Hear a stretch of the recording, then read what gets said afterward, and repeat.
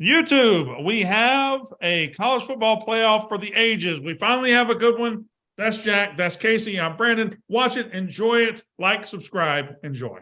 Happy New Year. Hello, and welcome to Unnecessary Roughness. It has finally happened. We have finally gotten two elite, amazing, awesome playoff games in one day, and we're about to react to it. This show is brought to you by High Noon Hard Seltzer. Jack's drinking one. The best sport in the world deserves the best drink. Jack's got it in his hand. It is High Noon Hard Seltzer. We just rang in the new year with a missed kick at the drop of midnight or whatever they call it. As soon as we had January 1st, we had a kick. We had a big play in college football. Wherever you were celebrating New Year's, I hope you had a High Noon Hard Seltzer, whether you had the peach or you had the lime or you had the lemon or all the great flavors. High Noon is perfect for a tailgate. It's perfect for a party. And I'm sure High Noon had a huge night tonight on New Year's Eve across this country, Casey Smith. I'm sure it did. I'm jealous of Jack. You're drinking the lemon right now? Yep. I found a coveted flavor. A pack of lemon in the office. It was hidden at the bottom of the pile. I felt like I found gold. And let me tell you, it tastes like gold. Get the lemon pack, get the tropical pack, tailgate pack. I'm sure they'll be coming out with a winter pack soon. High Noon. I can't wait to see what High Noon does in 2023. Speaking of finding gold, I feel like college football fans finally found gold tonight. This was the 9th playoff. Out of the first 16 games ever held in the playoff semifinals, 3 of them were decided by single digits. That's not very many. 3 of them were relatively close. Today, we got 2 of them. We got 51-45 TCU beats Michigan, and we got 42-41 Georgia. Somehow, some way in the fourth quarter, comes from behind and beats Ohio State. There's heroes, there's goats, there's everything. But bottom line, Casey Smith, for somebody who loves college football, starting at 4 o'clock today, the next 8 hours were some of the best we have ever seen in the playoff. And even when the football wasn't at its best, because we'll talk about that, there were definitely moments where you're just like, what the fuck is going on the field? The drama that was involved. And that was the coolest thing, because when we've seen playoff games be blowouts in the past, we're only watching it because we have to watch the end to figure out the final score. You were on the edge of your seat starting at 4 p.m. all the way until quite literally midnight. Like you mentioned, I believe that Kirk Herbstreit said as they were lining up to kick the field goal, it was 30 seconds to midnight. So we watched 2023 come in as we watched a missed field goal by Ohio State. Fantastic drama, fantastic entertainment. And there's so much to pick apart. But at the end of the day, the fact that not only one game was that awesome, but 2, it just makes you really excited for the playoff expansion. We'll get to that, I'm sure. Yeah, there's again, there's heroes of today. There's goats of today. I guess I'll just ask, let's make this a democratic process. Okay. Which game do y'all want to dive into first? My personal opinion is the one we just saw is freshest on our mind and easier to talk about. But if y'all want to talk TCU Michigan first, I will do that. Casey, what's your vote? I'll vote with you. I think let's go Ohio State, Georgia. Jack, you don't get a vote, unfortunately. What would your vote have been? Yeah, I was like, what would your vote have been? Is he talking? Can't hear you, Jack. Terrific. Oh, yeah, no, terrific. But yeah, my vote wouldn't matter. So, but Ohio State, Georgia, let's get into it. He was going to vote for TCU Michigan. That's fine. No. Ohio State, Georgia. Ohio State, Georgia. Georgia 42, Ohio State 41. For 59 minutes of that game, I thought Ohio State was the better team. After 60 minutes of that game, I think Ohio State was the better team. But they didn't win. They didn't win because Georgia had that championship extra, that championship medal, that little extra that put them over the top. They were at home in front of their crowd. They won the title last year. They've been here before. And when the fourth quarter got there and they were down 14 points and they cut it to 11 and then they ended up winning the game, something about Georgia went to another level and they won the football game, Casey. Yeah, and even for the smaller part of that is, and I know you were tweeting about it, everybody was tweeting about it, was not only was Ohio State looking like the better team for the entire night, they had the much better quarterback. Much better quarterback for 90% of that game. CJ Stroud and Stetson Bennett looked like they didn't play the same sport. CJ Stroud was incredible, but when the fourth quarter got there, and listen, this happened last year in the national championship game against Alabama, Stetson Bennett was terrible for 2.5 quarters. But when the fourth quarter started and you've got NFL draft talent all over the field, he was the best player on the field in that national title game. And tonight, in the last 5 minutes of the game, he was the best player on the field again. I can't explain it. I don't know how he does it, but you got to give the guy credit. When it came time to win the game, the son of a bitch stepped up and did it. Well, and he was struggling so badly throughout that game that you're sitting there watching, like, I know that Georgia has the weapons around him. I know that Georgia's defense has stepped up all season, but we haven't seen Stetson Bennett really struggle this badly, especially on such a big stage ever. And then to get back into that game the way that he did, and then that last drive just seamlessly drove down the field, seamlessly got into the end zone. You're sitting there, and we talked about this in the preview episode. It was like, we have to talk about Stetson Bennett, whether you talk about from an athletic standpoint. I don't think we have to. You have to talk about just a pure talent standpoint, but from a storyline and from this team, he's one of the best college quarterbacks we've seen in a long time because of what he's doing. Now, I'm not saying that he is up there with, the Cam Newtons and you go down that list. I'm saying that what he has done now, especially when we see what happens in a week or so, however long it is, we have to give the guy credit because it didn't matter how bad he struggled. They won the fucking game. I mean, he isn't nearly as good a quarterback as CJ Stroud, but he has had a better career than CJ Stroud. I mean, that's just a fact. I think he's about to win a second national title. We'll talk about that later. But he's very potentially about to win a second national title. And tonight, with his back against the wall, they were down 40. Let me make sure I got the score right. They were down 38-24 starting the fourth quarter, I believe. They scored a field goal, made it 38-27. Ohio State would later add a field goal, but it ended up Georgia came back and they were down 6. In the final minute, he throws a touchdown pass. Threw 2 touchdown passes in the fourth quarter. Now, the first one was just, okay, that goes on Bennett's record, but an Ohio State DB fell down. It was a wide open throw. And that was with 8 minutes left, and Ohio State had dominated the game. It felt like to that point, and all of a sudden they're winning by 3, and you're thinking, okay, well, Stetson Magic has a chance to happen. And it did, Jack. Yeah, we're one game away from, I think, this Stetson Bennett being the best story in the history of college football. That's a big, big statement. But it's not a statement that is insane. I mean, I think it's definitely guys. He walked on. No, I know why you're saying it. I know why you're saying it. No, for sure. Left, and then left for JUCO, came back, and then he had to beat. Remember, Jamie Newman behind JT multiple Daniels. 5 stars. Yeah. We even talked about it. I'm not saying like anybody in particular. I talked about it too. Brock Vandegrift. We were like, maybe he'll play next year.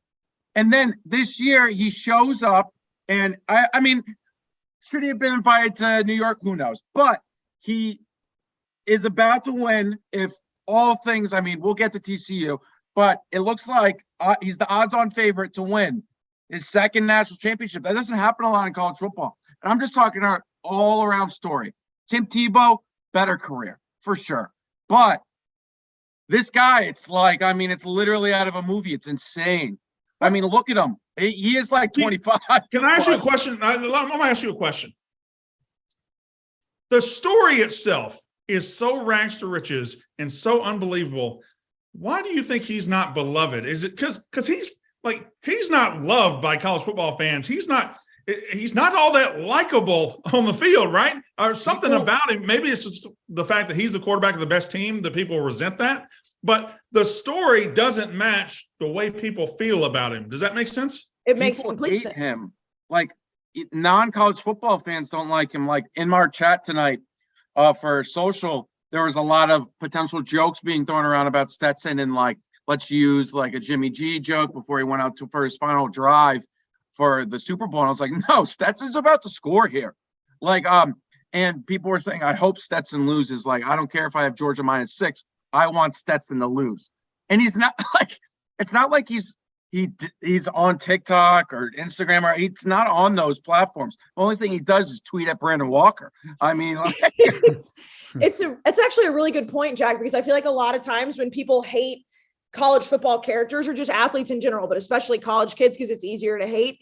They've got something about them that's on social media or something about them publicly that you can pick apart. Or on the flip side, it's guys who are maybe not the best at what they do, but they're so likable and so lovable in those forums that you like them. Stetson Bennett, like I put on Instagram and Twitter, like what's your hottest takeaway so far? Because I was just curious what people were saying.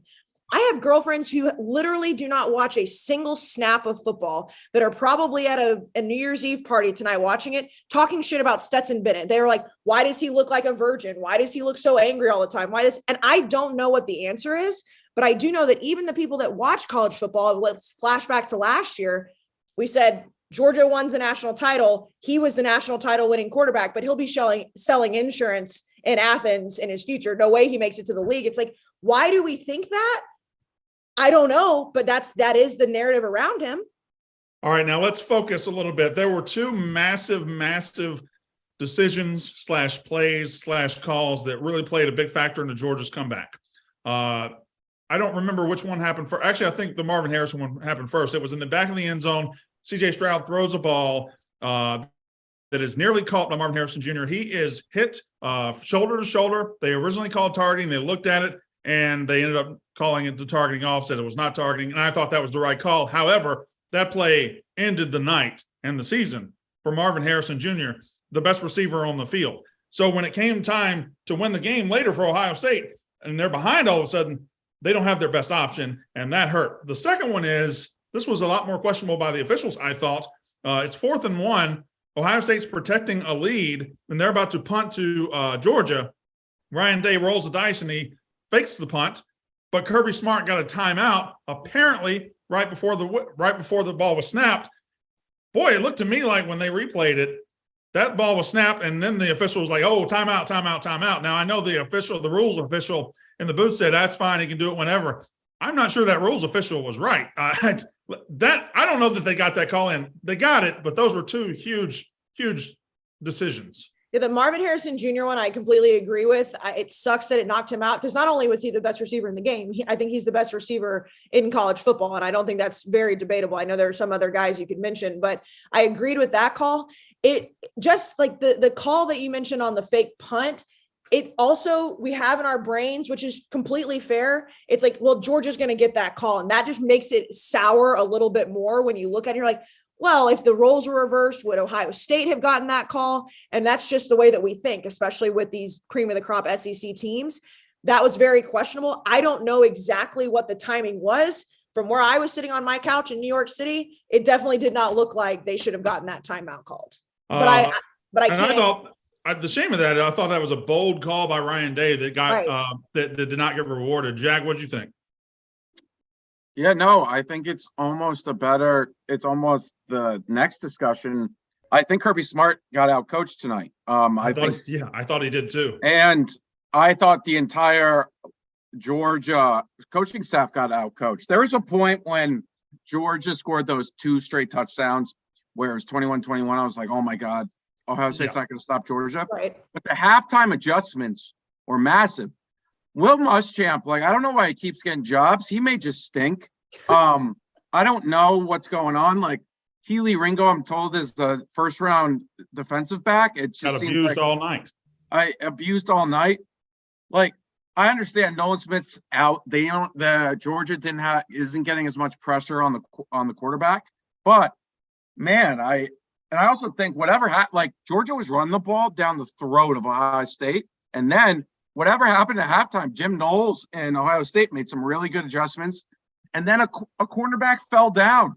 I mean, it's just like he fell down. So, Jack, I'm going to say something right now. So I just watched both of those games. Mm-hmm. I think the better team might have lost both of those games. And listen, we'll talk about TCU Michigan later, but Jack loves to, and I'm not saying this in a bad way, but he always has these expected play efficiency and all these analytical, and he always has these numbers. I'm guessing that the numbers and the post-play expectancy and all that probably favor Ohio State and Michigan today in these games, because the better team lost both games, in my opinion, especially the night game, because Michigan did a lot of things to screw themselves, and they probably deserved it. But Ohio State like played 9/10 of a perfect game, but that 10th part got them. Well, and the fact that we were talking about coaching when we did the episode a few days ago about the coaching was really one of the kryptonites for Ohio State when they played Michigan. And I know. We're going to get to that in a second. I know we're going to. But that was what we discussed in length about before these games started. And I know it might look a little bit differently now. However, what we can for sure, without any doubt, say is that Ryan Day did not make coaching decisions that made you go, what the fuck is he thinking, the way that he did in that game against Michigan. And in the second half of this game, where in the Michigan game, they did have the different body language. They did let things go. That did not happen tonight. And the fact that Ryan Day was going to go for the fake punt there, it took away a moment to really show the balls that he had in a game where that could have been a massive momentum swing again back in their favor. Because early in the game, Ohio State looked like they could run away with it. Now we know Georgia's really good and they weren't going to, and clearly they didn't. But Ohio State never took their foot off the gas the way that they have in the past, especially in that game against Michigan. So Ryan Day, especially the things you said, Jack. Well, first of all, before I get to Ryan Day, I got to give a shout out to CJ Stroud.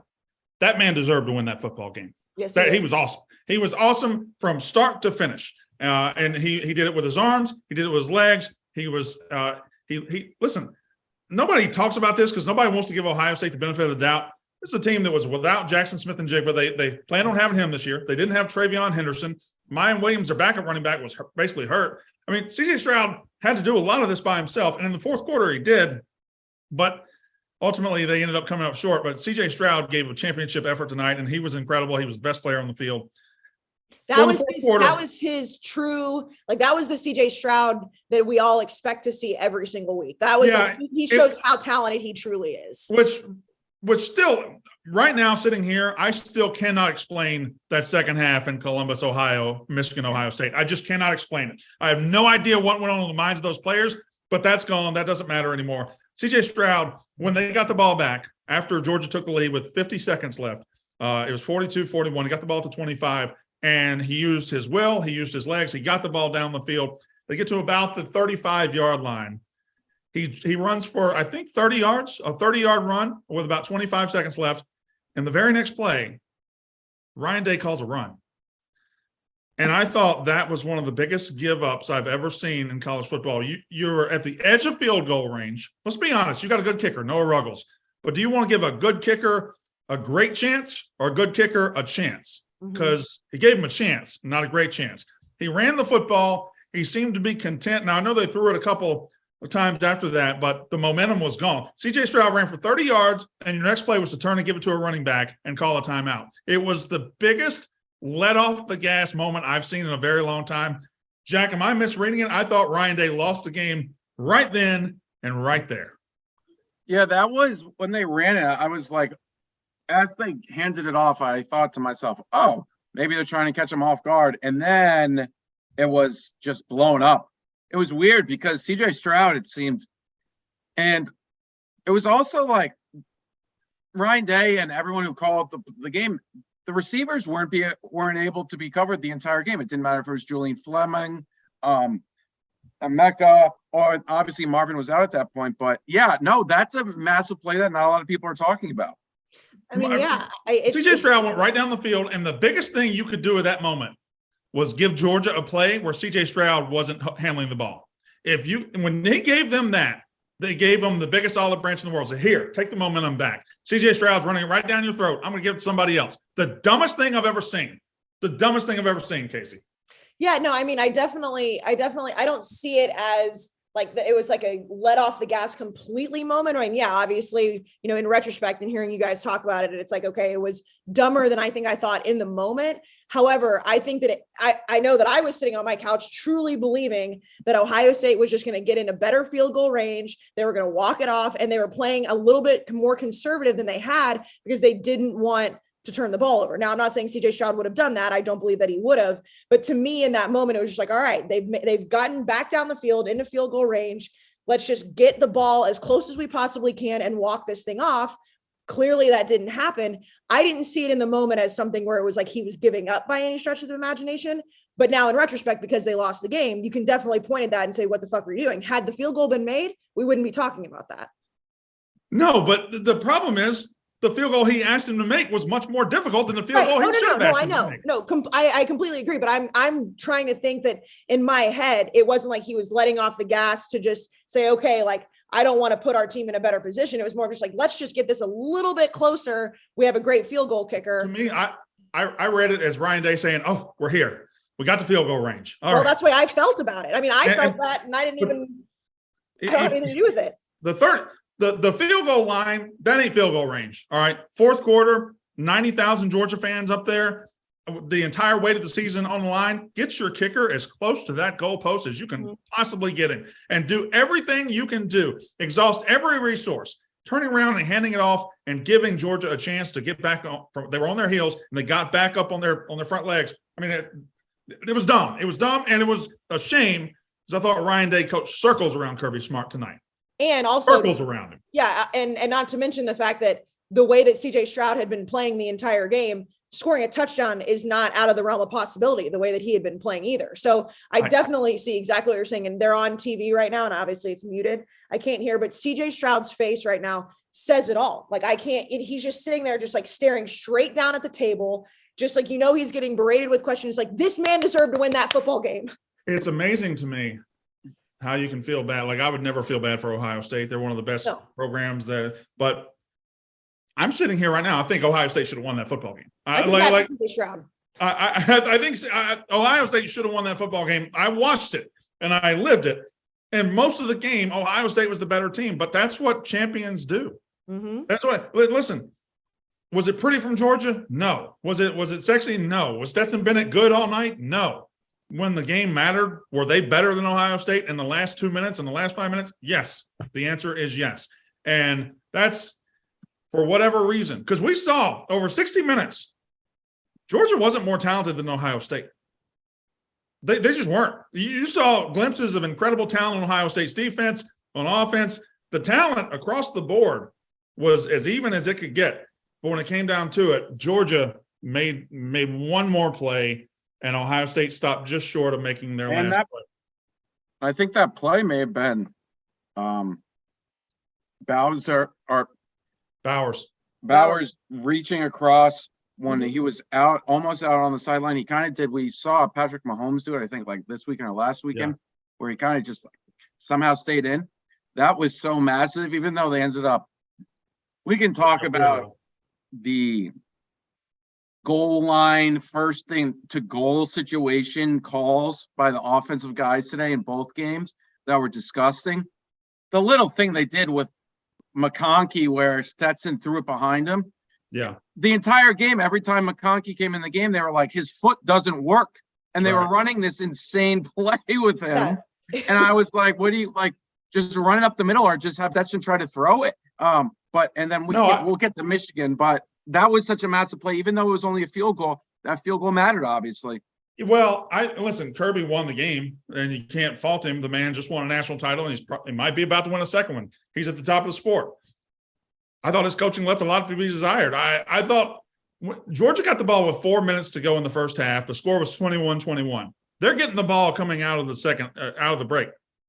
And after the first drive of Ohio State second half, they led 35-24. That's how bad Kirby botched that sequence. It was 21-21. 8 minutes later, game time, they're down 11. And they had all the advantages. He didn't go for like 4th and 3. He took the easy field goal to go up 24-21. Ohio State aggressively goes down the field and scores. And then Kirby gets the ball back. And with 50 seconds left, 2 timeouts, he sits on it. That made no fucking sense. Well, I think Stetson Bennett almost threw a pick and it scared him. But yes, he was trust scared. Your guy to not do it again. Yeah, no, you're right. If we're talking about a guy that's potentially going to win his second straight national championship, you got to trust him there. You think Ryan Day would have trusted CJ Stroud? And he did. They got the ball with a minute left and went right down the field. Sorry, Casey. No, but you saw, like, as soon as the time ran out in the first half, he's running over to Stetson and, he's obviously talking to him. And then Laura Rutledge asks him, what did you say? He's like, well, I told him to calm down. It's like, well, you didn't even give him a chance to calm down in the game because you completely took it out of his hands in order to get that confidence back going into halftime, because who knows what could have happened. It was very bizarre. But at the end of the day, I mean, giving Kirby Smart credit was that, it's just, no matter what was happening in that game, at least I can only speak for myself, and I'm assuming you guys feel the same way, maybe not, but there was never a time where I thought Georgia was done in that game, ever. Not just solely based on talent, solely based on the fact that Kirby Smart finally did get over that hump last year. And there was just something about that game. I believed Ohio State was going to win at the very end because I did think they were going to make that field goal, but Georgia was never truly out of it, even though they were down by 14 going into the fourth.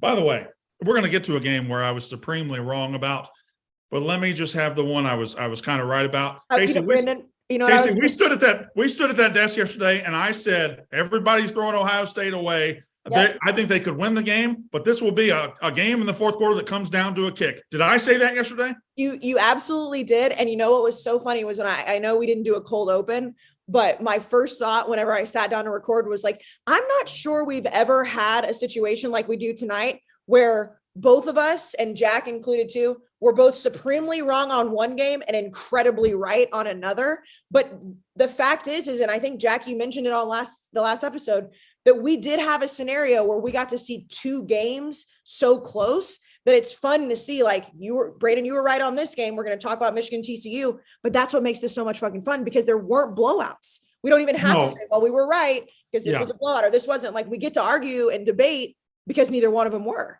Well, I think we're in a good time for college football because we have the expanded playoff coming, but thank God. Today was a big moment because we rarely have an actual Cinderella story in college football. I gave out the stat earlier. This is the 9th year of the college football playoff. And coming into this year, you know how many teams have played for a national title in 8 previous playoffs? 6. That ain't that many. And now TCU with an enrollment of 12,000. I saw the graphic today where it was TCU and Michigan. And on this side, Michigan enrollment 55,000, seating capacity 112,000, yada, yada, yada. TCU enrollment 12,000, seating capacity 47,000. Those kind of teams don't get here very often. So I guess I'm transitioning right now. Those kind of teams don't get here very often. And college football has secluded itself and not really not allowed, but just hasn't had a world where those teams can break through. And TCU, doubt them as everybody has, myself included, not you guys, but a lot of people have doubted them. They have proven that you ain't got to be Ohio State. You don't have to be Alabama. You don't have to be Georgia to get to a national title game. And that is key. I was hoping as we get to the 12-team playoff, it would open it up and you would see more teams have a seat at the table. TCU said, fuck your table. We're bringing our own share. And they're now going to play for a national title as they beat Michigan 51-45. There you go. TCU opens it up. Well, before we get there, we need to talk about some goals in 2023, Brandon. Yes. And you know what it is? What's that? Mental health. Gotta take care of your mentals. Gotta take care of your mentals. In 2023, we're getting better, we're getting happier, we're getting healthier. And our friends at BetterHelp, they're going to help you do that, because this show is sponsored by BetterHelp. We've been talking about it a long time as we've been doing this podcast. It is therapy that's made for you. It's personalized. It's online. You don't have to go sit in somebody's office. And when you feel empowered, you're prepared to take on everything that life throws at you, Brandon, whether it's at work, whether it's in your personal life, or whether you just need somebody to talk to. BetterHelp will help you be a better person. And when I'm on Twitter, sometimes I just think to myself, man, I should really be a better person. I really should take care of my mentals. So sometimes BetterHelp needs to come get me off Twitter and just get me back into the real world, get me back in the right frame of mind. That's the whole thing. 2023, you're talking about New Year's resolutions. It's getting in the better frame of mind.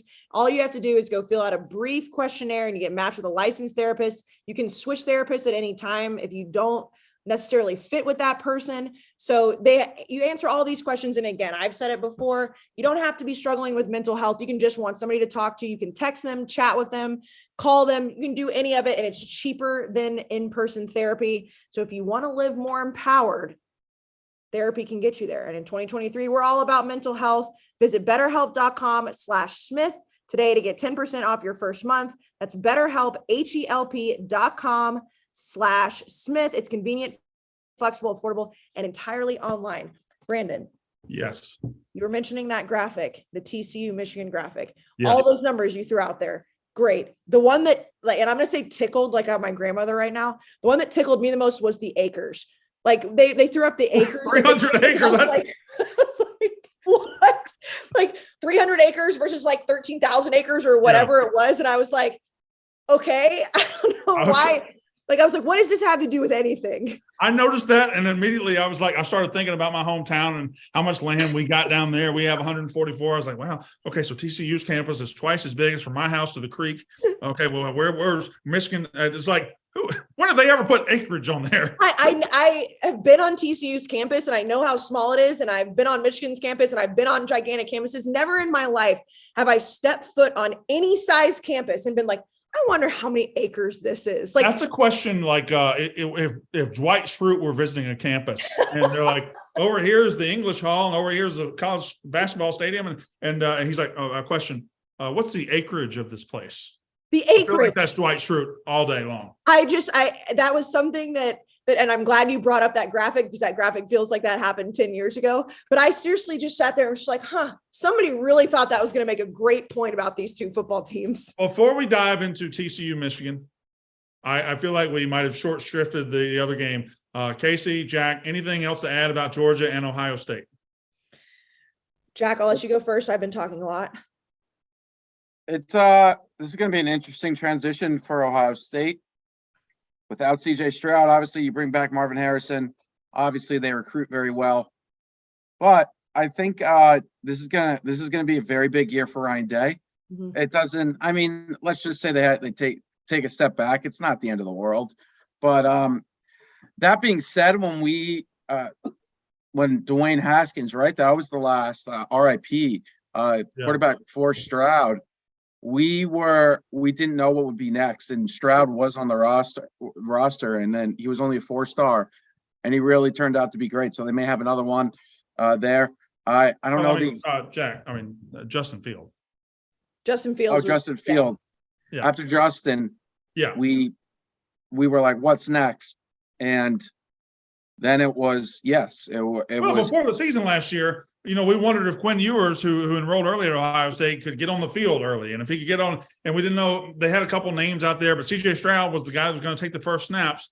And the second he got out there, he was just the guy. And I don't think he's gotten enough credit. I was thinking this today, and we got to add in Bryce Young too. Bryce Young played for Alabama today. Credit to Alabama because all their players played in a bowl game and they destroyed Kansas State.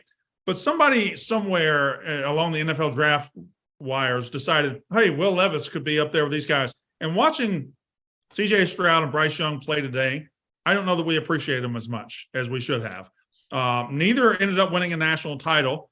CJ Stroud didn't win a Heisman, but these are two phenomenal quarterbacks that ended their careers pretty much today. And as somebody who has been hard on CJ Stroud throughout this season, there were definitely moments where I said, well, he didn't play like a Heisman Trophy winner today. Just like we just said at the end of the game conversation, like CJ Stroud played his absolute best tonight and he deserves all the credit in the world. And that's the CJ Stroud that I want and expect to see every single week if I'm an Ohio State fan, and he proved it. And I know that when, we step back and we look at this season, and depending on what happens, again, if Georgia getting back-to-back national titles, whatever, you still have to give credit to the fact that I buried Ohio State after they lost to Michigan the way that they did. I did not believe they deserved to be in the playoff until USC lost and other things came to fruition where they did deserve that number 4 spot. But I buried them way too quickly because I was not taking into consideration how good CJ Stroud truly was in that moment, because he had a one bad half of football and they had a bad half of football as a team. CJ Stroud's really, really good. And he's going to be, I believe, awesome in the NFL. Well, what we saw tonight was when he's protected, and he wasn't really against Michigan, he got sped up a lot, but he was protected a lot against Georgia, which, by the way, I know Georgia's going to be favored, I think, by 13.5 against TCU.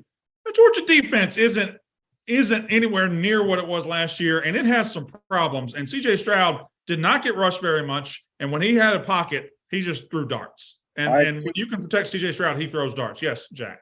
I have two things. One, Brandon, I assume this is just more, and in case you'll love it too, but Brandon, this is more a comment that I think will make you a little bit like, Kirby said in the post game, he said, and we've been doubted all year by everybody.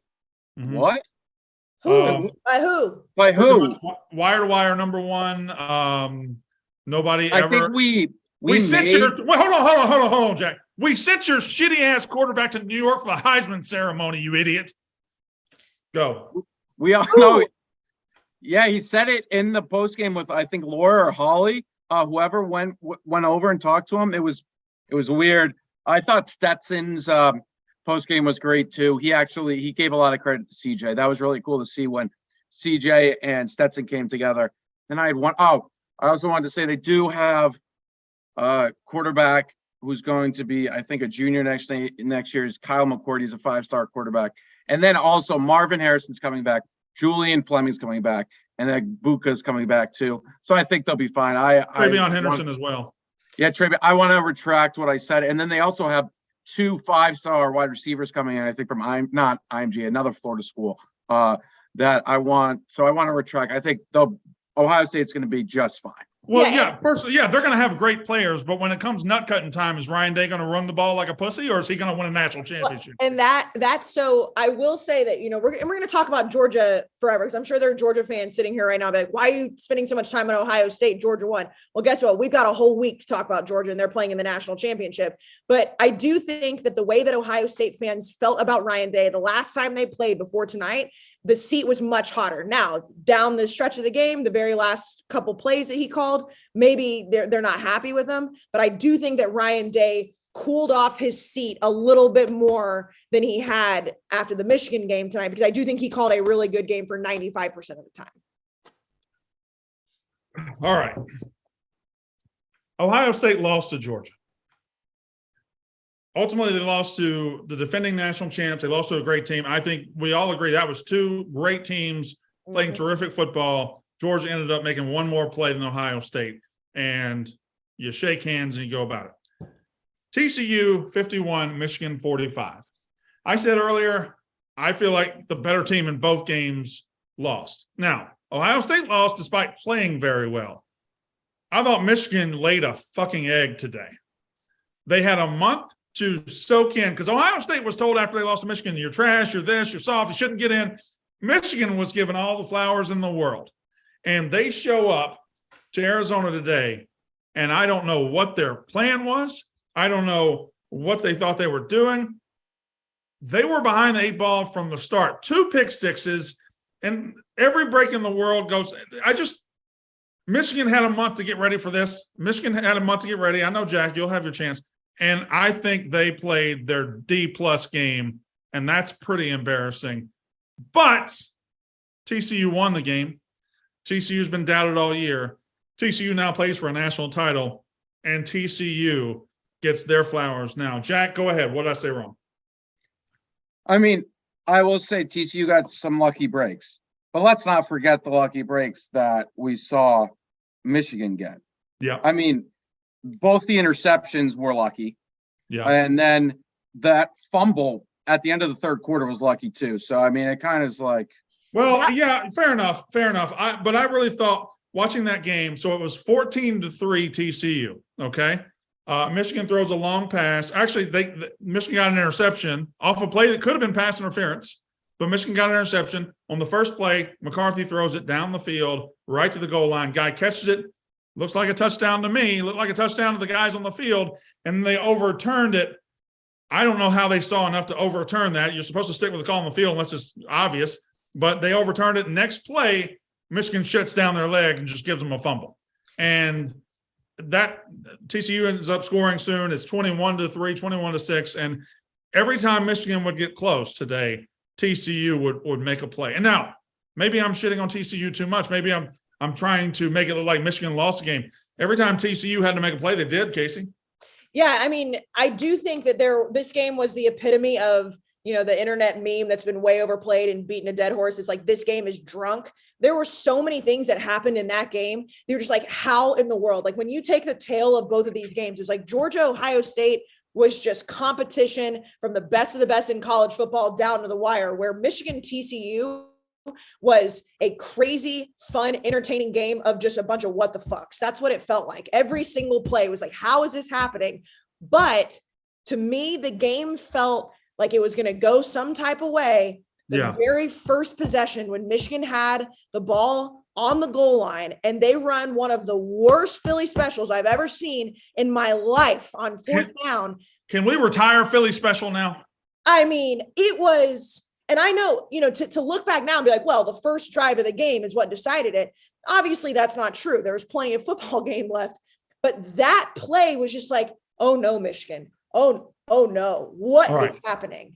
I have 3 takes about TCU to get off, and then I'll open it up for everybody. Three quick takes.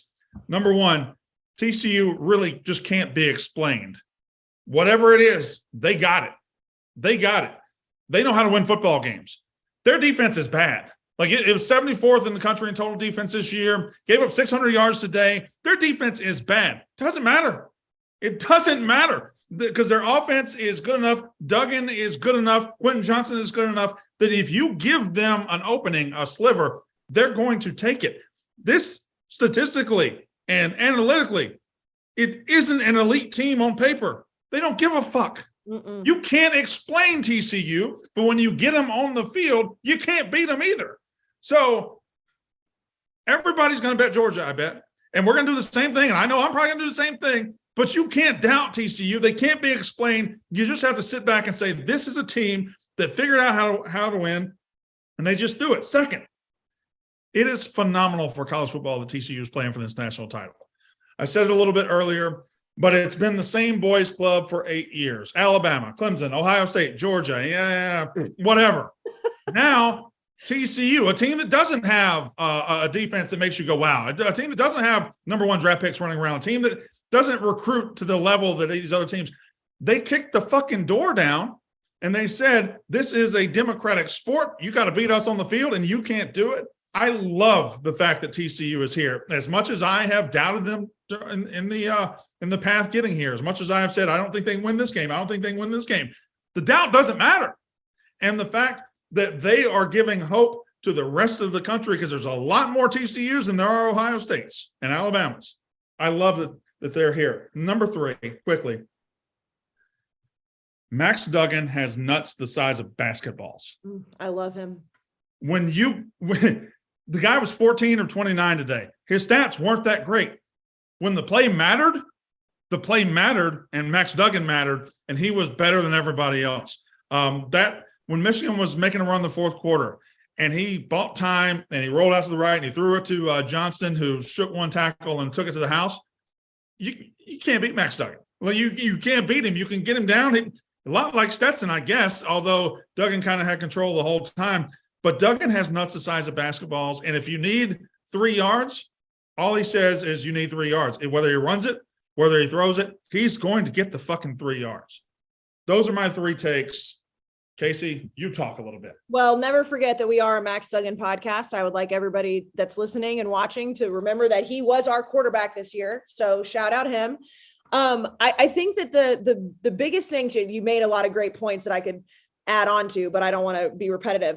When we previewed this game, and outside the fact that I said, I know our interview with Max Duggan was swaying me and I was kind of joking, but one of the things that we talked about and that I mentioned was that I believe that if TCU could get the explosive plays that they've had throughout this season, that they would be able to hang in with Michigan. Mm-hmm. I still thought Michigan was going to win, but I thought it was going to be a close game. The fact that they were able to do that, and we saw that Michigan would fall apart time after time with those explosive plays, it's like, of course that was going to happen. We had the blueprint laid out in front of us. Yes, TCU lost to Kansas State, who I also said I thought was just a lesser version of Michigan. But TCU got those explosive plays we saw them do throughout the entire season. And that not only kept them in the game, it helped them win the game. And then on the flip side, they were able to put pressure on JJ McCarthy that Ohio State was not able to do for whatever reason in that game. I mean, Donovan Edwards still had like 120 yards. So it's not like they completely stifled him, but they were able to make JJ McCarthy make some decisions that he hadn't had to make throughout the year. And JJ still played well. I'm not taking anything away from him, but TCU did every little thing they needed to do to have that quote perfect game. And they did it well. And they didn't need the talent that Michigan had. They didn't need the talent that Georgia had or Ohio State had today. They just needed to execute their game plan. And that's exactly what they did. And they had that magic. I understand they lost a Big 12 championship. What the fuck ever. I had people tweeting at me like, well, ask Kansas State how they feel. Who the fuck cares what Kansas State feels? They're sitting on the couch. TCU's playing for the national championship. And you had to get on the bandwagon at some point. I did it much earlier than you, but much later than Jack. Everybody had a point in the season where you had to get on it.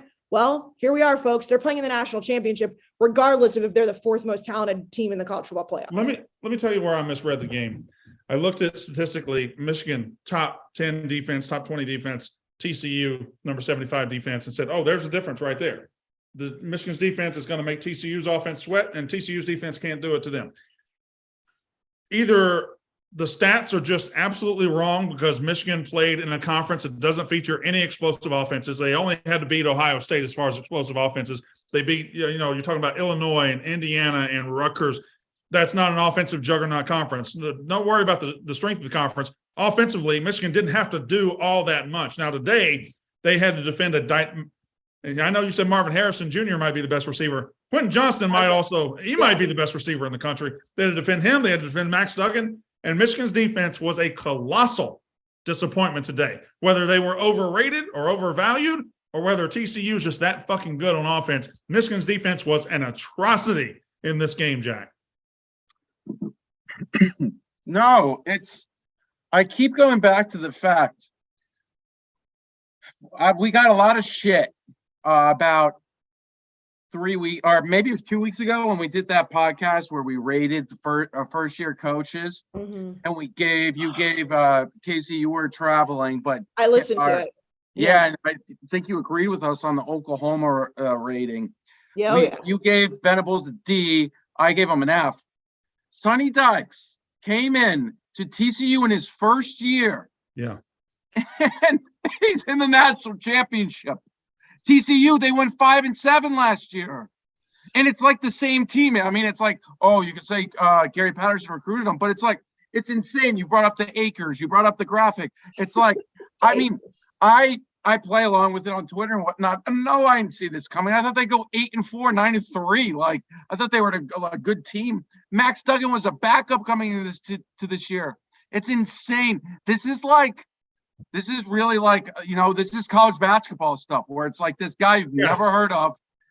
And that's what makes college basketball great. I love college basketball, but we don't get this in college football. And this is what, like, a lot of people are like, fraud this, fraud that. I think we need to, even if they lose 42-14, this was like, I think, really special. Michigan is just like, you had every opportunity to win, but you just like shot yourself in the foot. JJ, I think you texted me, Brandon, about like, he's very hesitant.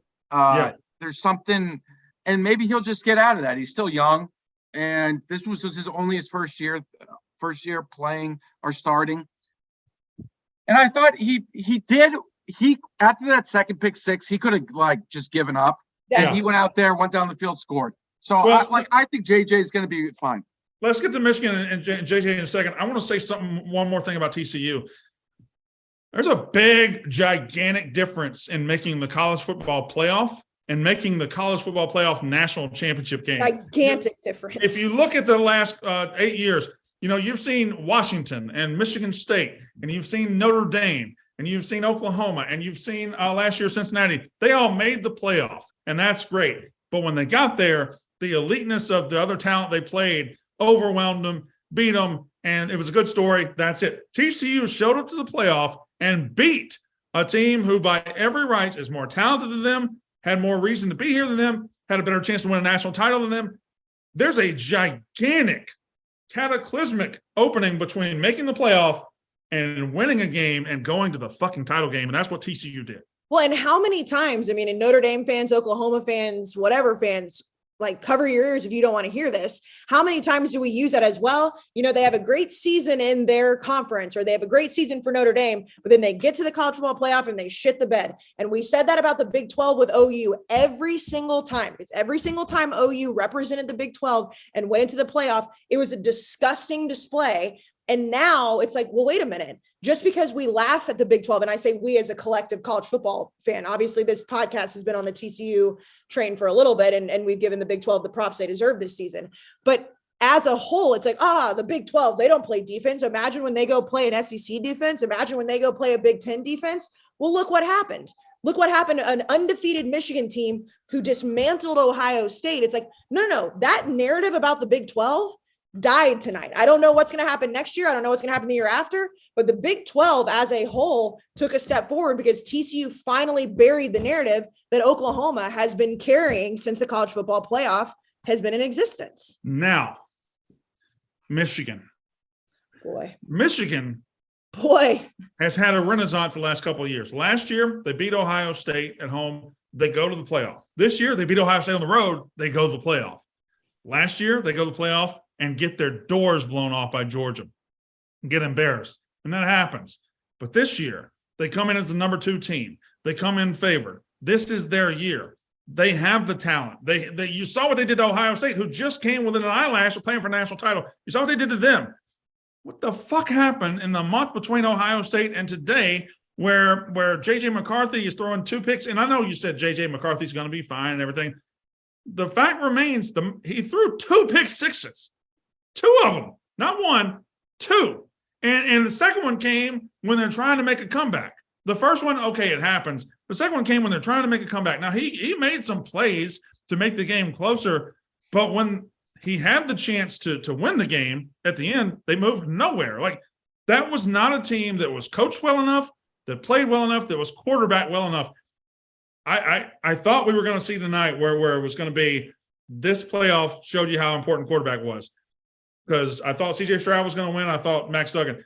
But Stetson Bennett ended up winning. But in that first game, the team with the better quarterback won the game. That's as simple as I can make it. Max Duggan, when he had a chance to make plays, did it. When J.J. McCarthy had a chance, he didn't. Jack, you mentioned on the last podcast too, and I don't remember who you said it, but that when Michigan went to go play Georgia last year, that they acted like it was like a vacation, that they didn't take it seriously, and that this year they got their game plan together much earlier and they were taking it much more seriously, which, by the way, is a crazy thing to even say about last year, but they did get embarrassed last year, so fine. But did they do the same thing this year? Because I don't know what the fuck happened. No, it's a great point. I was just thinking about that. No, that wasn't Harbaugh. Like when they asked Harbaugh about it, he was just like, hey, it's just a different team, but we're still coming in here with the same attitude, looking for a different result. But it was like, I forgot who it was. It was an untrained media answer, because now I'm thinking like, what were you guys doing this week? Because they said, they were like, the difference this week is the preparation. And I will say that the biggest thing they didn't look today was prepared. I think that's the number one thing. It was like, even the first, like Donovan Edwards had that big run, but outside of that, they didn't really do much until the second half. Like, it wasn't like they were like, well, they did have obviously the pass that should have been a touchdown, but yeah, no, I mean, this is what happens when you rely a lot on explosive plays and they don't happen when you need them to. But well, I thought the coaching let them down a couple times in the first half. I mean, in the first half, you had the Donovan Edwards big run, and then they get down there to 4th down, 4th and goal, and they do that. First of all, they take a timeout, and they do that. I think it's archaic now at this point, the Philly special. Like, that's played out. That ain't so bad. That ain't surprising nobody anymore. That DB was sitting in a rocking chair, just like, okay, well, the quarterback's going to run over here and try to catch a pass. I ain't got nothing to do. So that was easy. And then they get down there again, and of course, kid fumbles the ball, and you give an unforced turnover. But whenever they got close, Michigan's coaches didn't know what to call to get them in. Like, you can't give me one J.J. McCarthy keeper on the goal line. They ended up doing it in the fourth quarter. He scored a couple times, but nothing creative out of Michigan's coaching staff when the game was tough. Now, it was 21-6 at the half. And it's, that's kind of low scoring. And the fucking third quarter and first 5 minutes of the fourth quarter were some of the most balls out crazy football I've ever seen in my life. Insanity. I mean, there was no defense being played. And that was something that, we talked about with TCU, that TCU's defense hadn't played anybody like Michigan. TCU's defense came to play in the first half. And we saw that, they obviously the Philly special blow up, which we've talked about multiple times. But then it's like both teams came out of halftime and decided, we're not going to play defense. We're just not going to do it. And it made it entertaining. But at the same time, it was like, how are all these points being scored? Well, I want to give one shout out. Listen, TCU lost their number one running back in this game. This game in the playoff, they lost their number one running back. A lot of teams will shut it down, whatever. DeMercado just steps up and has 150 yards and looks like he's the best running back on the field. He looked incredible. I guess that's what TCU is. Star ratings or whatever stats, doesn't matter. If it's my turn to make a play, I'm going to go make a fucking play. Yeah, it's like Sonny. Like, I don't know. I think this is something that another thing you said, like when you were talking about how ridiculous it is that they were 5-7 last year, and now Sonny Dykes can consider this before the season. Sonny Dykes wasn't anything. Like he wasn't anything special. He was at Cal, he was at SMU, he was fine, but like he was never this coach that made you think, oh my God, if they get this guy, it can change everything. This has been the perfect storm of the right guys finding each other and just changing the whole game because Sonny Dykes never showed this ability before. I heard Sonny Dykes say, I forgot the exact number, but I think he said like 8 players on his team played in a bowl game before. 8. That's insane. 8. And then they're in the national championship now. It's just like, and I think he was saying, it was like, we're trying to get them ready to be like, really just understand that there's going to be a lot of ups and downs, but man, 8 players or so, maybe it was 10, had only been in a bowl game.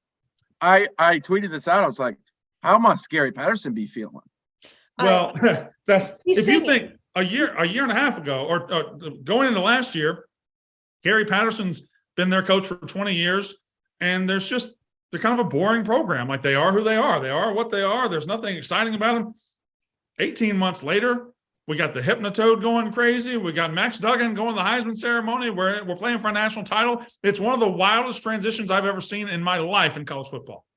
And it's proving the point that, and I'm sure we're going to talk about the expansion and all that, and we've got a lot of time to dissect all of it, but it's proving the point that TCU deserved to be in this playoff. And there were Alabama fans, and I know Alabama kicked the shit out of Kansas State today, whatever. There were Alabama fans still talking about how they deserve to be in the playoff after that game. It's like, well, then you shouldn't have lost 2 games this season. I don't know what to tell you. You lost 2 games. TCU, because like we've said, playing in the national title is a much bigger deal. TCU and Sonny Dykes, despite what happened in the Big 12 championship, deserve to be there because this team is special. They're not the most talented. Of all of the 4 teams that were there, they're the 4th most talented, the star ratings, all of those things that we talk about every single time we sit down and talk about the best teams on paper. They're last of those 4. It doesn't matter. They deserve to be there because this is their year. Now, even if they lose by $1 billion to Georgia, that doesn't change how good they were this year and how good Sonny Dykes is. So I tweeted this, I think, in the 3rd or 4th quarter, but when the game went crazy, it was 21-6, and all of a sudden they're scoring, we're scoring, they're scoring, we're scoring, they're scoring, we're scoring. I was thinking, and I don't know if the tweet really hit the note I wanted to hit, but when it got crazy, I was thinking, this is TCU football. TCU's been in this game every week of the season. TCU has been in this 51-45 game every single week in the Big 12. Wasn't anything new to them. That's why when Duggan got the ball in the 4th quarter and Michigan's breathing down their neck, I'll just throw a 90-yard touchdown pass to Quentin Johnson. No big deal. We'll just do it. TCU was forged from a fire of having this game every week, and they were as comfortable as they could be in this environment. Well, and Max told us that whenever we interviewed him, when he was in New York for the Heisman ceremony, because we were asking, when did you actually realize how good this team was? And he gave the true answer. It was like 4 or 5 weeks in where he realized oh, wait a minute, we can actually do this. But we talked about the magic and talked about all the decisions that were made and, the walk-off field goal they had against Baylor and everything else. And he just said, he was like, we just believe in this team. Coach Dykes just believes in us. And everybody around can laugh and everybody on the outside can say, well, that magic's going to run out. At some point, all of us have thought that. It just hasn't yet. And if they go and, obviously if they beat Georgia, magical season, you talk about one of the best magical seasons we've ever seen, especially because we've said a million times, Max Duggan wasn't even supposed to be the starter. But even if they lose that game, that doesn't change that they knew they were this team. They knew they could do this. This was nothing new. The thing about it, Georgia's a better football team than TCU. That's a fact. That's an objective fact. There's no debating it. Does it matter? Do they give a fuck? Do they give a shit? No. I don't think they care. Matter. I don't think it matters. I think they're going to go out there. They're going to roll the balls out there. And when A happens, they're going to go to B. And when B happens, they're going to go to C. And they're just going to roll with the punches and hope they find themselves in a 42-42 game in the fourth quarter and win a fucking national title. You won't be explained. They're not the best team in the country. That doesn't matter. They might be the champions of this country. It doesn't matter because it's going to be, from now until the 9th, every single person that talks about college football, whether it's on a podcast or at a bar or whatever, is going to say the same thing about TCU that a lot of people were saying coming into today.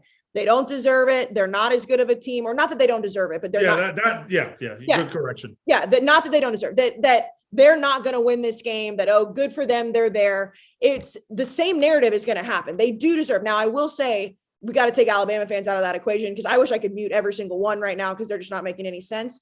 But I do feel like the same storyline that a lot of people said going into this game was, well, Michigan's going to kill them. It doesn't matter. Like, they deserve to be there, but it's not going to matter in the long run. It's going to happen again, but they don't care. That doesn't matter to TCU and matter to those coaches and those players. Well, my quote was, Michigan's going to beat the piss out of TCU. I said it confidently. I believed it. I said it with my whole chest. Every chest I got, I said it with.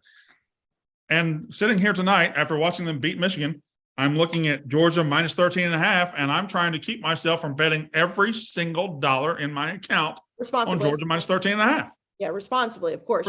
Yes, of course, in my account. But that's what I'm trying to keep myself from doing. But nobody can blame. First of all, I could say nobody can blame you. I feel like throughout the season, I kept being like, well, I can't bet against TCU because when I was saying they're not going to do it. But it's Georgia, right? It's Georgia. And that's where our brains are broken. Because it's Georgia. Let me say this. Georgia's not as good as they were last year. That's a fact. Stetson Bennett is better than he was last year, though, I think. Probably. But they just had a shootout with Ohio State. And Ohio State is not the most physical team in the world. They're not. Georgia's got some problems defensively. They'll give up the pass. Mm-hmm. They're susceptible to a great receiver. They're susceptible to a good quarterback. And TCU has both of those things. So if you think, okay, well, talent profile goes to Georgia, man, Georgia has shown some holes in the passing game that Max Duggan and Quentin Johnston can absolutely exploit. We'll talk about all that going forward. Jack, anything to add on TCU, Michigan? No, I think we hit it all. Well, I don't know if we did. Well, we also we have time to digest it too, because it is like, this is the instant reaction. And as we've said, we just watched it happen. I do think that when you look at what Jim Harbaugh 2 seasons ago, and I don't remember the exact situation with the numbers, but I know he took a little bit of a pay cut to get an extension. And it was like, is Jim Harbaugh really going to be the guy for Michigan? And it is nothing to turn your nose up at the fact that now back-to-back years, they've made the college football playoff. Obviously not. Teams across the country want to be that so badly, and to do it back-to-back years, especially when you don't have a quarterback that's somebody that's just a set in stone guy. I mean, never forget going into this season, Jim Harbaugh had the weird Bible quote about starting Cade McNamara and JJ McCarthy because he didn't know who he was going to play. So the fact that he's got them there is great. But Jim Harbaugh still has that thing when he gets in these big games that you're just like, what happened? Why did it fall apart the way that it did? All credit in the world to TCU. But if you sat and watched every single second of that game, Michigan just did not look like the same team they looked like all year. TCU deserved to win that game, but we also can't just say that without mentioning that was not Michigan from 2022. It just wasn't. Well, no, it wasn't. I think a lot of what we call Michigan from 2022 is what they did against Ohio State. Yeah. And it goes back to me thinking that second half of Ohio State is the biggest fluke that ever happened, because if you look what happened the week before Ohio State, they barely beat Illinois. Like, there were moments in the season where Michigan didn't show you much. But something happened in that Ohio State game where it just the seas parted and Michigan went this way and Ohio State went this way, and they're trash and they're elite. And the truth was really back here. And I don't know, man.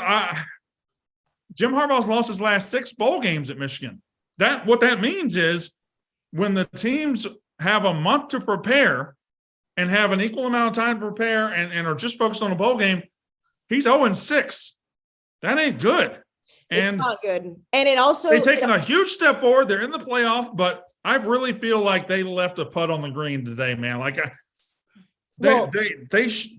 if they're Michigan, if they're as good as we thought they were against Ohio State, they can't come out and lay the egg they did today. And I'm sure, and I haven't seen any of Dave's tweets or any of the Michigan tweets, like I'm sure that the sigh of relief that they had to feel when that field goal was missed at the end of the Georgia-Ohio State game had to have been just the collective, just like, oh, thank God. Because had Ohio State made the national championship and Michigan knows that game today is not what they expected by far, it would have been one of the biggest misses we've seen for a team, I think, ever, because you would have had a Michigan-Ohio State rematch that we all wanted to see as fans. And then to know that Ohio State, who you kicked the shit out of, makes it to the national title after how you played, that had to have lessened it a tiny little bit. It shouldn't, because you still had every reason to be there. But I don't know what happened, but I will say that I would love to be in the college football playoff back-to-back years. But if you've got a guy like Jim Harbaugh, who is supposed to be getting poached by the NFL and all these things, and those things happen in back-to-back years in different fashions against different types of teams, you do have to eventually be like, all right, well, what's going on? Because this whole like, oh, well, as long as he beats Ohio State, he's going to be fine. Well, so fucking what if you beat Ohio State and then you don't win at the next level? I mean, that's the same thing with Lincoln Riley. It's like, all right, you make it, but then what? So I don't know. I did think today was going to be a big step forward for them, and now they're just in the same place. And that's interesting. Yeah, we were, I don't know. They should have taken the step, but it's not the end of the world. Like it's not the end of the world. It's not the end of the world. But last year was a huge step forward. This year looked like their foot was out and they were taking another step forward, and then they drew their foot back and said, "Okay, well, actually, we're not." So they went 13-0 and had some, or 13-1 and had some unlucky breaks in a pretty big college football semifinals game that they played against a good team.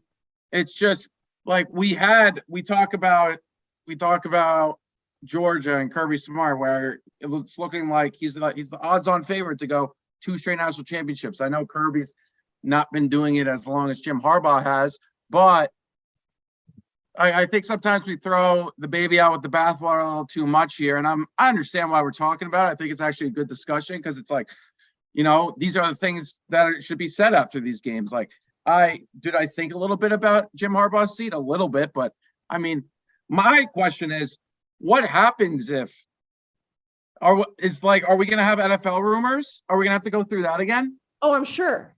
Well, I mean, the Colts are open. Like there's jobs open that are always going to mention Jim Harbaugh. And he said last year, after he looked at the Vikings, he said, "I'll never look again. That's it, done."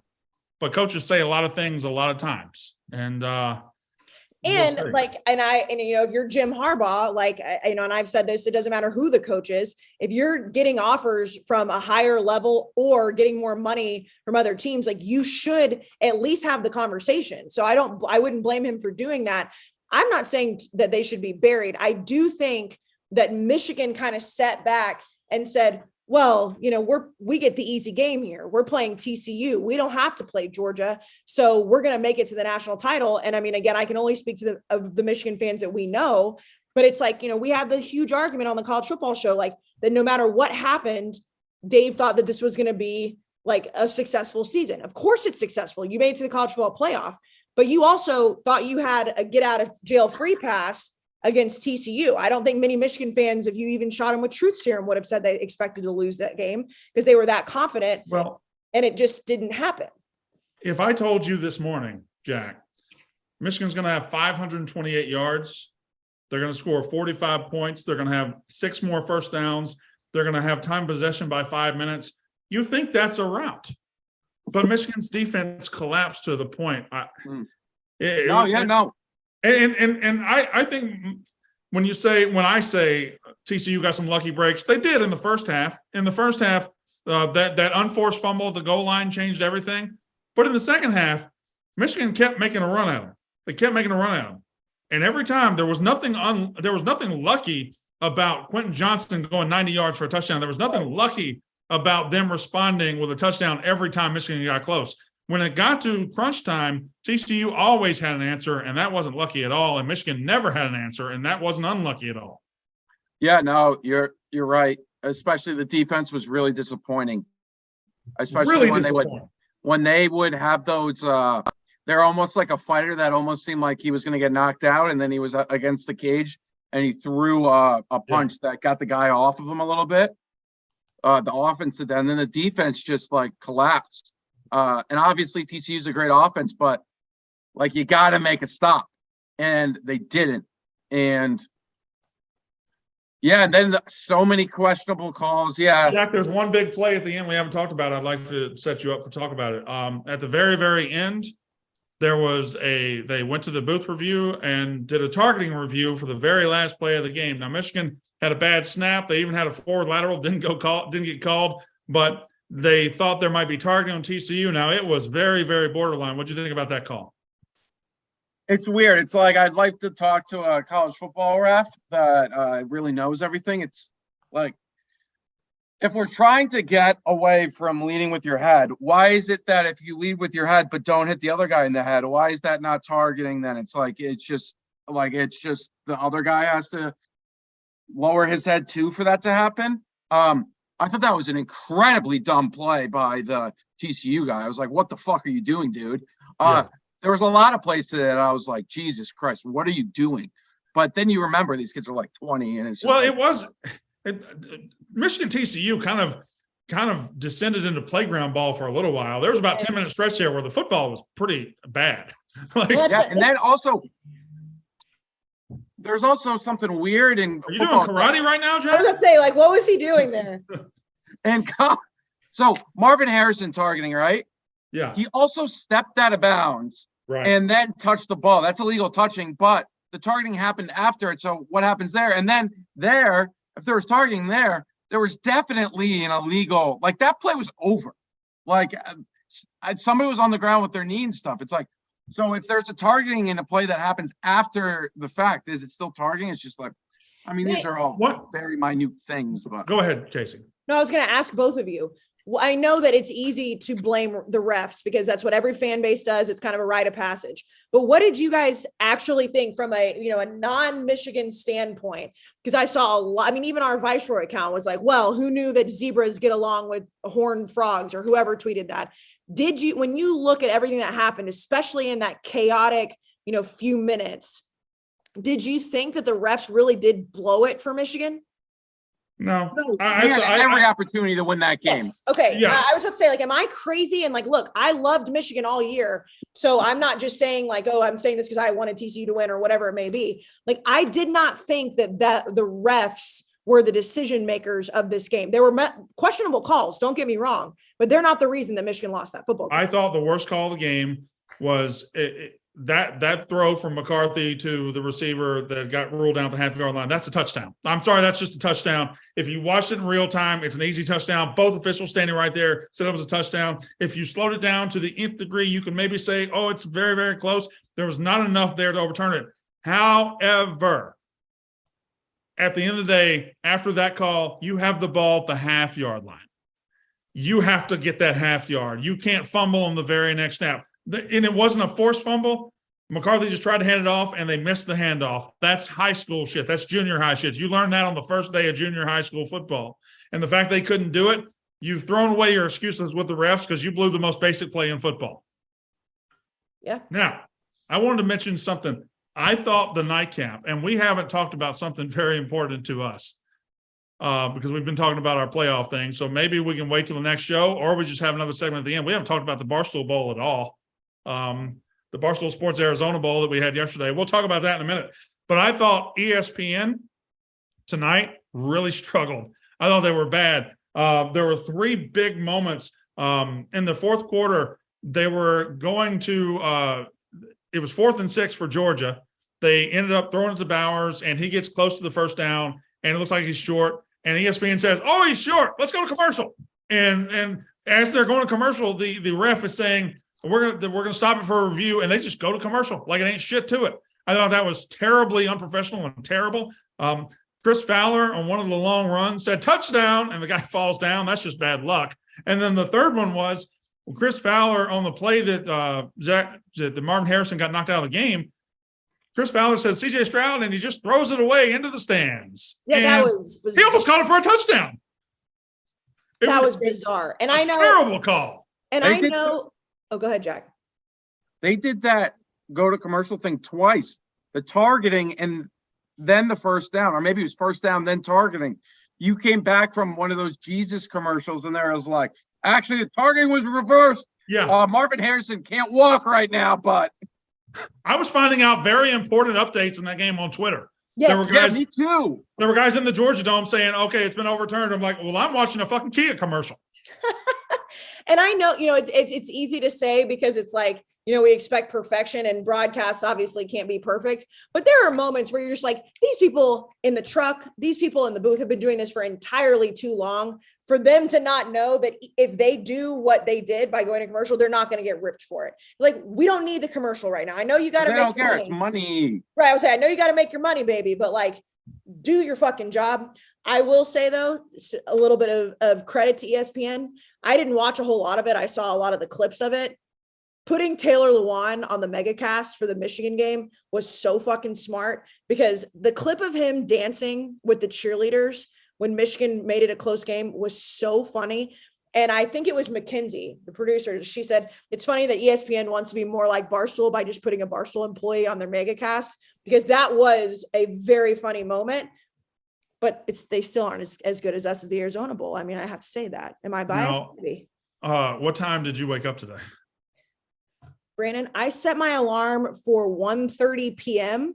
Yeah. Thinking that I would be wide awake by that point. Woke up, turned on the Alabama game, saw that it was like out of control already, went right back to sleep, and woke up at 4. I did the same thing. So let me just take everybody behind the scenes a little bit. We had to be at the Barstool Sports Arizona Bowl at 10 a.m. on Friday morning.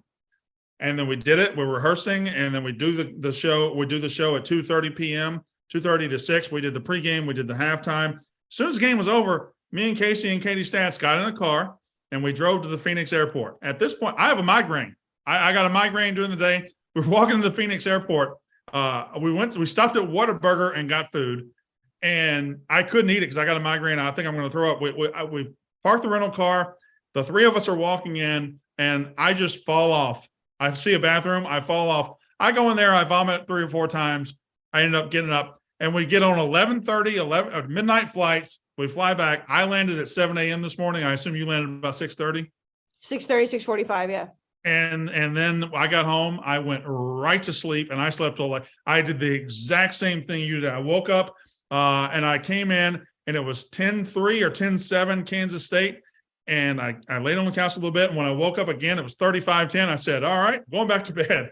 And I woke up for the championship, for the playoff. Brandon, I knew that had to have happened to you, because I was worried when I set my alarm last night. I was like, I know, if the playoff was earlier, we'd be waking up and we'd just get through it. We would have to. But I was like, I wonder if if we're not tweeting about Alabama, Kansas State, right, like what's going to happen. And I saw that you hadn't tweeted either. And I was like, oh, all right, we're good. And you tweet way more during games than I do anyways. But I will say that when you fell off to go vomit, I didn't even realize it at the time, because our flight to JFK, our red eye to JFK, was quite literally just a Barstool chartered flight. Every single human being that works there basically was on that flight. But I got down and I was like, Katie, where's Brandon? I have his hamburger and his French fries, and I know that man has not eaten in a long time, and he would be following me with his breath on my neck if he needed to eat that food. Such a long day. And I know we obviously, we're complaining about our personal stuff, but that was an unbelievable day. That just everything that was pulled off. But I got to tell you, today, I feel old as fuck. God. Just real quick, personal information. If anybody out there who's a doctor wants to solve my migraine problems, I would really like it, because every time we do an event, I throw up, and it destroys me inside. I'm not going to say. Wouldn't it be the sun? It's everything. I think it's the sun. It's stress. I knew me and Casey were there, and it was cloudy. The first day we were there, it was cloudy. And that morning we woke up, it was cloudy, but right about game time, that sun came out and she was a beast. And it was 70, 75 degrees, but I was cooked and I could feel it coming during the whole game. It starts right here over this left eye. And as soon as I feel that, I know that I'm done. I got to throw up at some point. Jack, at one point, so we had, we were like, our show was on the field for pregame and halftime. We had a stage manager who was just down there to kind of, tell us where we needed to be and when. And at one point she looked over, Brandon had a shirt like draped over his head. She came over and she was like, do you want me to go get an umbrella? And he said no. Of course, like my selfish ass was like, please let him have an umbrella because I wanted a picture of that to go viral of somebody having to hold an umbrella over his head. But I think that he legitimately needs it. Like, that's why we need a doctor that's listening. And speaking of doctors, shout out Paige Browning, her TCU Horned Frogs. They made it. But she's not a doctor that would be able. She's not a medical doctor. She wouldn't be. Well, if there is a medical doctor that's listening, we need to know what's going on with Brandon because the man couldn't even eat his Whataburger last night. No, there was a point where they showed Brandon on the screen, and it's a clip on Twitter, so anybody can go see it. And he was underneath the scoreboard. And I was like, it was right before halftime and I knew he was gutting it out, but I was like, I know he's not feeling good right now. And then Dave actually said, you look great in your shirt. So take the compliment. The shirt looked good. The shirt was great. And Jack, he wanted to wear, how he sometimes will wear like his sport coat, his blazer over shirts. He wanted to do that. And we were like, no. And Taylor Lewan had him wearing his chains. Brandon came into a new personality yesterday. I mean, truly, I looked around at one point, especially in the pregame, and looked at the men. I mean, PFT was wearing a woman's shirt that had cleavage holes naturally cut into it with shoulder pads. Will had, I believe, like the most, what did he, it was like a cardinal red. It was a red, like Western shirt. Yeah. He looked like he was just walking straight off of a Western setting. And then Brandon looked like, I don't even know what occupation he was, but it was just a phenomenal scene. And Brandon just owned that shit. Shout out to Ohio and Wyoming. They gave us a hell of a game. Ohio ends up winning in overtime 30-27, I believe was the final score. But back and forth, it was terrific. It was just a great game. And Jack, neither of me or Casey saw the broadcast. I assume you did watch the broadcast. It looked like it went off without a hitch from where we were. No, yeah, everything was great. I had halftime, pregame. I watched everything, and it was amazing. It was really entertaining. It was a great game, and then everybody just did really amazing. It was phenomenal. The ref, an NCAA ref said, Frank the Tank, will you do the honors for me? In overtime that's so insane. I know Frank's it was like the most perfect Barstool thing ever. So Frank getting called out of the bullpen for that moment. I was sitting right next to him whenever they had to come tell him he had to go back out there and do that. And I was just like, Frank was running at Frank's speed, but Frank was running. But let's not forget the moment of the day was Jersey Jerry getting run down and trucked by a girl. Oh yeah, no, I mean, there were so many moments. Everything was, it was great. I mean, it was just Brandon's shirt, the pregame, Dan and Dave. It was just, the broadcast was really good. Shout out to the graphics were great. It looked just like a regular game on your TV. That was the craziest part. It was like, this could be on ESPN. So, and the best part about being there was obviously getting to be a part of it. But I did wish that I could hear the broadcast because it was perfect Barstool moments where it was so many people loved it. And there were so many haters that could not stand that Dave and Dan were biased in the booth. And so it was just a perfect dichotomy of exactly what Barstool is. You either loved it or you hated it, but you were watching it and you were paying attention to it. And the fact that now it's both people are not really realizing that a lot of those really small bowls don't get a lot of people going to them. I mean, they don't the people that were trying to chirp oh, it's not even full. Watch the smaller bowls throughout bowl season. They're not full. There was a lot of people in the stands, a lot more people than I expected to be. And the fact that the Barstool logo was everywhere and the game was as awesome as it was, that was just an absolute W for Barstool and for all the haters because they have to be forced to talk. No, yeah, no. Anybody, that's the peak 70 IQ. If you don't understand by now that bowl games are TV events, there could have been 0 people in the stands. It wouldn't have mattered to us. Obviously, the crowd helped a lot, but Like, guys, come on, use your brain. And Wyoming traveled very well to the game. All right. Now, we'll have a week and a couple shows to talk about TCU and Georgia, who will play for the national title tonight. By the way, welcome to 2023, guys. I was about to say a new era, 2023. Also, Brandon, we can take a little, victory lap here. We get to watch the national championship at home. We don't have to go to LA. We don't have to go to LA. We were going to have to go to LA for Michigan, Ohio State, but we're not going now. But anyway, would have been great. Would have been fun. Would have been fun. I'm okay on the traveling for a while. My pregnant ass being on another cross-country flight would have gotten a little dicey. So, Well, we should also, Casey, we have one game left, but you made it through a season being full ass pregnant for the entire season. So credit to you. And well, thank you. Thank you. I will say that I was pleasantly surprised with the feedback yesterday. Because, normally, and I mean, it happens on this show, it happens in our YouTube comments all the time. It's like people, talk shit. That's fine. They do it to all of us. But I was very, very pleasantly surprised at how many people yesterday were like, holy shit, you're 33, 34 weeks pregnant and you're standing up hosting this show. And I was like, you know what? I don't, it's not that I would need praise, but the fact that I've done it and not had a complete mental breakdown and you guys haven't had to wheel my ass with a wheelchair out of anything. I am kind of proud of myself because you should be. I could have had a mental breakdown at any point, but I am getting to the point, fellas, where I should probably stay my ass at home. Yep. Yeah, and I hope you do. I know you do, because you don't want to have to be the one to deliver the baby. All right. I think that's a good place to finish. We'll come back, I don't know, Monday or Tuesday. And I guess Tuesday. Tuesday, and get ready for the playoff. And we got some other bowls coming up. We got the Rose Bowl on Monday, the ReliaQuest Bowl, Mississippi State, and Illinois. Yes, Casey.